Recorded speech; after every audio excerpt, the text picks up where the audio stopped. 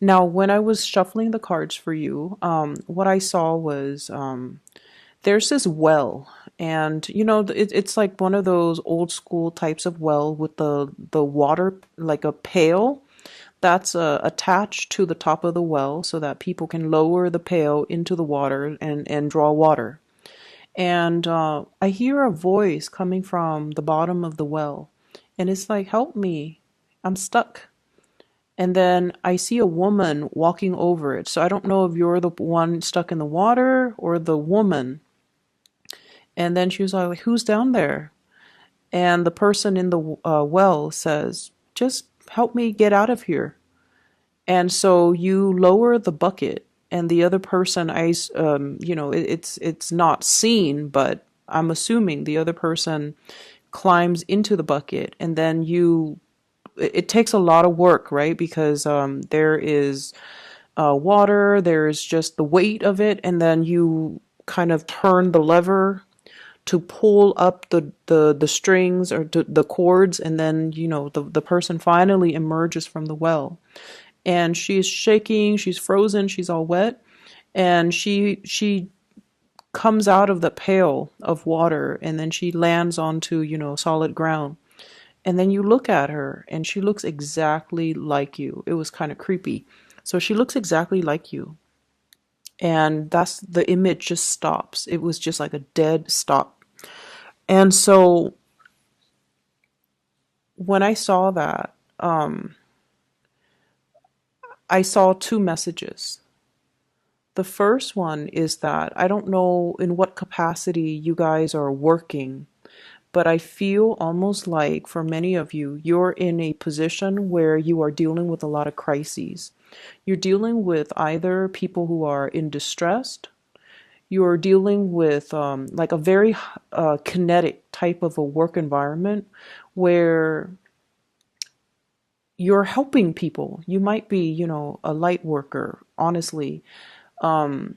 Mainly because I feel like you're dealing with a lot of people's problems. You're getting people out of some really deep, dark situations. And I feel like it's physically very, very taxing on your body. Okay. And I feel in a way too, you guys are not emotional people in general, but I also feel it is taxing for you emotionally and also spiritually. And so this emergence coming out of this dark well into the light indicates to me a need to kind of purge yourself of whatever it is that you're dealing with. So leave your work at work. When you come home, you should be able to come home to a clean slate, okay? Don't bring that baggage with you home. So that's what I'm feeling. Some of you, for example, could be social workers. Some of you could be therapists. Some of you could be healers. Some of you could be doctors or nurses. And you see a lot of trauma. And I feel like, it's not the flesh wounds that really gets to you. It's more the emotional trauma that you see people go through. And especially people who are very, very stuck in their predicament. It makes you feel very sad. And I feel like it stays with you, like that type of other people's trauma. It leaves an imprint, and it stays with you because they're screaming out for help, and they need help, they need guidance, they need somebody to come and save them. And it really speaks to your core, and so you find yourself inadvertently coming to their rescue. And you kind of need to start drawing boundaries, I'm sensing. Or you can help, but don't let it affect you. And you also need to understand as well that people have to, it's almost like if we keep helping others, it enables that pattern of behavior and that pattern of dependency. And so help those that are willing to help themselves, help those that are willing to make changes in their lives, okay? So that's the first message. The second message that I got out of this is that you've been stuck in a very cold, watery, and water is just not your element. You've been out of your element for a very long time. And I feel like it's time the universe tells you to come into the light. And a lot of the times, for example, I feel like some of you might have dealt with some breakup, some major disappointment. And you might feel like, and not to be sexist or anything, but the image that I got was, it feels like, I'm looking for a savior. I'm looking for my knight in shining armor. So if you have recently broken up, or if you've dealt with like a emotionally just disappointing type of a situation, you're hoping somebody would come in. You're hoping to, fall in love again, or, you're hoping for some type of an external change, or an external person to come in and kind of rescue you from this watery grave. But the message that I got, and the fact that the person in the water or in the well looks exactly like the person on land, it just feels to me like you're your own savior. You are going to have to get yourself out of this situation. And don't look to other people to save us from our predicament. We have to be the one to realize, you know what, enough's enough. I'm not going to stay in this. I'm not going to dwell on this. I'm not going to sulk. I'm going to empower myself by getting myself out of this situation. Okay?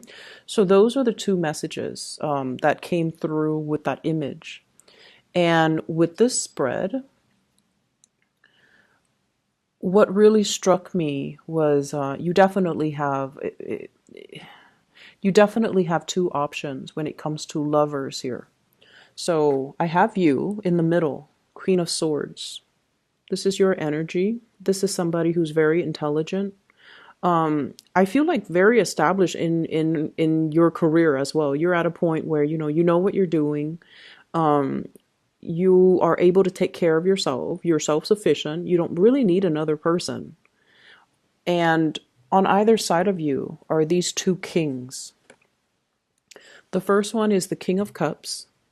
So this is a Pisces, a Cancer, or a Scorpio. The second one here is the King of Swords. And this is a very strange depiction of the King of Swords. I don't think of the King of Swords with this energy. He almost feels like the King of Wands. He's very alpha, takes up a lot of space. Possibly dresses very well, okay? So Aquarius, Gemini, Libra. So you're in the middle, wedged between these two people, and it's almost like, who do I pick? Who is right for me? Do I want either of them, or do I want none of them? So I feel like you're in a position that is very empowering. You get to choose. You get to decide. And so this is a really good space to be, when we are the one actively and proactively making decisions that affect our lives, rather than just going along with the ride. So I feel like you're in a really, really good position. And when I saw these cards, what I felt was the King of Cups, the water sign. It seems like they really want to build with you, okay? This is somebody who's very emotionally intelligent. Okay, and when I say that, it's almost like a lot of the times I mention, people have a really hard time reading Aquarius, understanding Aquarius people, understanding what you like, what you don't like, understanding your emotional needs. This water sign understands your emotional needs. They know what you need, and even like they can read you like almost like an open book. No one can understand us 100%, but this is somebody who makes themselves emotionally available to you. And they really care very, very deeply about you. And this is somebody who is really strong. It's almost like they've been through a lot in their lives, and they've been through a lot of emotionally trying situation. Hence, they have matured and they've become the king, where they are very, very, very much in touch and in control of their emotions. So it's somebody that has emotional strength, emotional intelligence, and I feel like they know what they want, okay? And this is a person that wants to build with you. They either want to have a family with you, they want to, build a future with you, they want to um, build a life with you. For whatever reason, you have released this person. You have, released the situation mainly because I feel like there might be communication issues between the two of you. I also feel like the relationship feels a little bit distant. So even though it's a water sign, I feel almost like because it's not your element, you feel a little bit out of your comfort zone with this. It feels like uncomfortable. It feels like, that person down in the well, okay? It's like it's so emotional. It's cold and it's wet. It's uncomfortable. It's just a dark place to be. And I don't know why that is because, the way this person shows up, they're very much in control of their emotions. But you feel like being with them feels a little bit like living in a well. It's uncomfortable. It's just uncomfortable. And then there's this other person who you feel is like your perfect match. Whenever the king and the queen of the same court card or the same suit comes out, I usually think of it as the ideal match or the perfect match, okay? However, the person falls out in the reverse position. So this is somebody that could be a little bit careless when they talk. They could be a little bit hurtful. They could, jab at you, or they could aggravate a situation. It's almost like defensiveness, looking for a fight, somebody having trust issues, and somebody that is not 100%, I would say, honest. And I feel this element here about them being emotionally just emotionally unavailable, and they seem to me to be a little bit kind of immature. And what I'm getting here is, the communication on good days is great, on bad days is horrible. Whereas with this water sign, it's very consistent. It's very like it's very stable. Whereas with this person, it's very unpredictable. But as an Aquarius, you thrive on the unpredictability of things. You like things to be a little bit exciting. You like things to be a little bit topsy-turvy. And I'm sensing that you are also realizing that about yourself. You're realizing that you're not seeking the same things, that your heart and your mind are not in the right place, or you're not seeking things or putting energy into things and people that are good for you. And so I have these two options, and I feel almost like you really, really, like they care about you. You're wedging between these two people. They really care about you. I honestly feel like both parties want to build with you, but it's just a matter of, what are you going to choose? And what I feel though is there's this really strong pull towards the air sign, Aquarius, Gemini, or Libra. And the way that I look at this is the Five of Cups in the reverse, no longer, pining after the past, ready to move ahead, ready to move on. And I also feel as well, though, there's just a little bit of difficulties, mainly because you want to make this decision. And, if the decision rests upon you, you want to make sure that you make the decision and you do it right. So there's a lot riding on this decision. Okay, so that's what I'm getting here. And I honestly want to urge you to really think about, do I even need to choose either one of them? Because, the Queen of Swords, she's self-sufficient. She doesn't really need other people. So do you really need to choose either one? Or can you just move ahead and not choose anybody and just find a third person? I feel honestly. I don't see infidelity. I don't see cheating. I don't see things that are worrisome to me. I just feel like you're in control of the situation and you can do as you wish. And I'm drawn to this. She's holding a butterfly.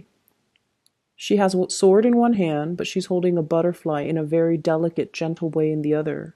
You are capable of very, very immense tenderness, but you're also very, very capable of immense, like, you know, hurting people with your swords. Okay, so which side are you going to choose as well? Do you want that delicate side, that gentle side? Or do you want to be a little bit more on the ice, the ice queen, the more cutthroat, the more abrasive energy? So you have the potential between within you, and you also want to moderate the way in which you feel emotions and the way in which you do things as well. This butterfly, it feels to me as if, if it's meant for you, it will return back to you. You don't have to hold it so tightly in the palm of your hand. And I'm also led to believe as well, this might not be a decision that you have to make right now. There's nothing in here that dictates that time is running out, the clock is ticking. You don't need to make this decision. So let it sit. If it's meant to be, it will still come back around. Okay? Butterflies are fickle as well. So you might be dealing with someone who's a little bit fickle when it comes to their emotions, when it comes to the way they talk, when it comes to how they feel about you. It changes one day to one from one day to the next, and that might be the air sign, the Aquarius, Gemini, and Libra. Whereas the other person is very, very constant, and it has been very consistent. So I feel like, there's no timeline, there's no deadline, there's no due date, there's no expiration date. And so sit and mull over this decision. Okay. Um, I have here the Ace of Pentacles. So this is definitely starting a new job, starting a new journey, increasing your income capabilities. And when I see the Ace of Pentacles, this is a job offer. And I usually think of it as working for another person, like working a 9 to 5, something very stable, something very routinized, and something that is very like consistent. So you're definitely getting a job offer in the picture. You might have to change your house. You might have to, there's something here about being in a work environment that is very emotionally fulfilling. But once again, if you are finding yourself in that helping profession, learn to detach and especially learn to leave work at work and don't carry that emotional baggage home with you. Okay. Learn to kind of separate your work life from your personal life, because I feel like there's a blurring of the two here. I feel like many of you are going to be, if you have already been given this job, I feel like it's wondrous, like it's magical. It's almost like, how did I get so lucky? And I'm also feeling as well this sense of, in the past, you were not fully being utilized to your full potential. You did work that was not mentally challenging, mentally stimulating. And you need to be intellectually stimulated in order for you to feel happy. With the Ace of Swords, it's almost like the work was mundane. The work was just, the work was just, it didn't feel inspiring. It didn't feel like you were in the right place. It didn't feel like you were in your element. And so moving forward, there's a job here that is going to be very emotionally rewarding, emotionally fulfilling. And I feel like there's a lot of intellectual stimulation coming through as a result of the job. Okay. And hence be careful about being a workaholic and, learn to leave work at work and learn to separate your work life from your personal life. Okay. Don't bring work home with you, and, try to enjoy the time that you have free, and especially try to cultivate a social life. The cards do look a little bit solitary, so I definitely feel like you need to cultivate more of a community, a sense of community, or incorporate more people into your life and make time for, important non-romantic relationships and things like that, okay? I'm also feeling as well the past relationship, it might not have, whoever the person is, they might not have appreciated your intelligence. So I don't know why that is. They might have done things to undermine you. The communication might not have been smooth between the two of you. But there's this element here about one person being very emotionally just your cup of tea, but intellectually they're not your cup of tea. They're not in alignment with you. They might not have the same interests, they might not have the same hobbies. You guys might not have the same conversations. When you try to align your conversations, one person likes one thing, the other person likes another, and there's disagreement. So it's almost like you feel very underappreciated when it comes to your intellectual capabilities in that relationship. Whereas the other person really appreciates you. They ask you for your opinions. They ask you for your advice. They ask you for your expertise because they trust your intelligence, and it can feel really flattering. Nothing is more flattering for an Aquarius than someone telling the Aquarius, you're really smart, or you're really intelligent, or I like the way you think, or you are a very, very ingenious thinker. Like, that's flattering for an Aquarius. Never mind you're beautiful, you're attractive, you are cute. I feel like those things, if the Aquarius person knows they're attractive, knows they're cute, they already know these things. But like, in order to get into the heart of the Aquarius person, you can say, you're really, really intelligent. I like the way you think. I like the way you problem solve. I like how creative you are with your thoughts. And I like how concise you communicate, or I like how well you communicate, or I like how articulate you are. So I feel like the other person really appreciates these qualities about you. And I feel like for you guys, physical connection, like a physical attraction, it's all nice and fun, but I don't feel like it's top priority for you guys. You want that intellectual connection. You want that, common thoughts, common sense, common goals, common ideas, common ideology, somebody with your same values. And so I feel that's why you're very torn between these two people. And energetically, it's almost like you're getting your different needs met from the different people. And that's why it's really hard to just say, one person is perfect, because they have one thing, but they might be lacking in other departments. And so you're out looking for perfection. And there's nothing wrong with that. Set your standards high. There's nothing wrong with that. And perfection exists somewhere, and you're out to find it. So I would say, do you really need to choose between these two options? Or is there a third option that is not yet revealed, that is out there, that is perfect for you? Because you're not going to settle, right? You're not going to settle for less than you feel you deserve. And if your happiness and the rest of your life and your emotional satisfaction rides on this decision, you want to choose the best. Okay, so I definitely feel like it's the month to honestly come into your own sense of self-worth, coming into your rescue, and realizing that if I'm not happy, I'm going to move myself away from it. And many of you have done that, and you are feeling very empowered where you are right now. Career is going well. You're letting go of past emotional issues. You're letting go of past people. You're letting go of past emotional baggage.